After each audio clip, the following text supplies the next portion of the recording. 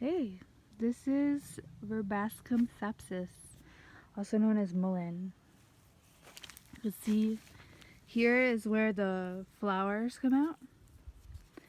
You can see that the yellow flowers. Definitely do an allergy check on yourself because I take the leaf tea really well, but I've noticed an allergic reaction when I put the leaf on my back, because you can use it as a poultice for sprains. The Cherokee use it as a poultice for swollen glands, and the Lenape and the Catawba and the Cherokee made a syrup from the leaves to soothe and relieve coughing. But about the poultices, the Lenape heat the leaves and then apply them to treat the pain of rheumatism. So you just take off one leaf at a time, heat them up, and put them on your aching joints.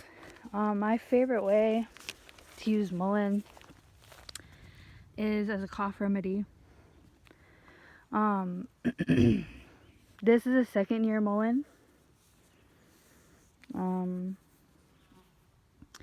And as a cough remedy, you could just take off one of the leaves. You could use it fresh or dry. Boil some water, throw a leaf in.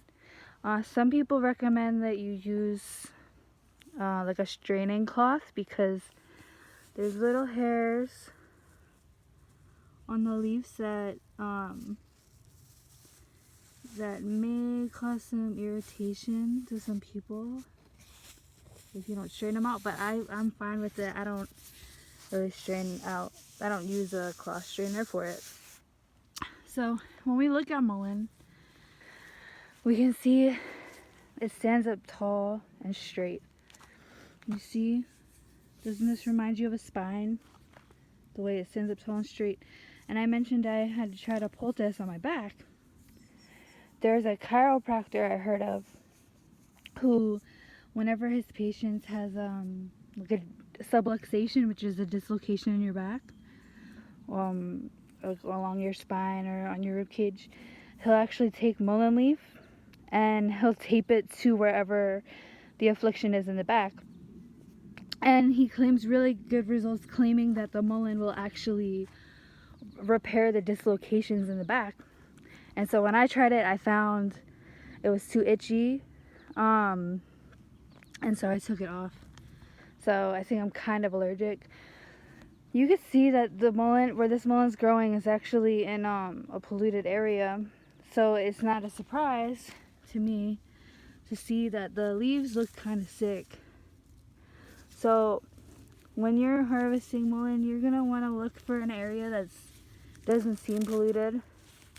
You really want to know, like, when you're harvesting something, you want to know it hasn't been sprayed with pesticides, because a lot of the times, especially if it's along the road, the DPWs will come in and spray all the plants. So you really want to make sure that it hasn't been sprayed and it's not growing in an area like this is polluted. Now another use for mullein is a lot of people take these flowers and they'll soak them in olive oil, and you make an olive oil infusion out of that. After a couple weeks, or if you need to use it immediately, you could try the next day. You strain out the mullein flowers. So all you put in the olive oil is the mullein flowers. Strain that out, and then you can use that olive oil as eardrops to clear up any sort of ear infection or ear pain.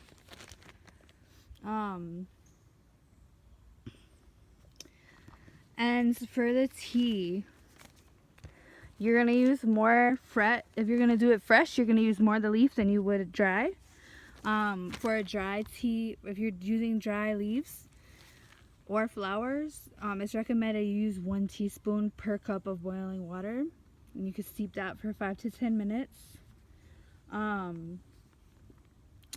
which is good for arthritis, bronchitis, coughs, cold, heartburn, laryngitis, measles, mononucleosis, and as a help for healing wounds inside and outside.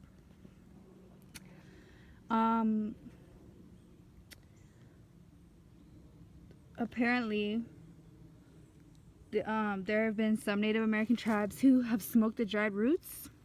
I've smoked the leaves, which is good, but apparently you can also smoke the flowers as a treatment for asthma and bronchitis. You can also use it for smudging, but mullein is so good for the lungs. It's also mucilaginous. If you look, a lot of the time, so mucilaginous means that if you have like a dry cough, it'll really help you get the phlegm to get out. Like it'll help weten it up a little bit. If you notice, you can't really tell too well, but this is kind of a dry environment. I've noticed that mullein thrives in like a dry soil, and that reminds me of like the dry cough that it really helps with, because like I said, it's mucilaginous, so it'll help weten up some of that dryness and help move that phlegm out, because it's an expectorant, and that's what expectorants do. They help expectorate from the lungs. So definitely, if you're a tobacco smoker, I recommend drying out leaf and mixing it with your tobacco, especially if you want to quit. You can use this in your smoking mixture. But just a quick recap, you could take the flowers and make an olive oil for earaches. You can take the leaves and make tea. You can take the leaves and use them as a poultice.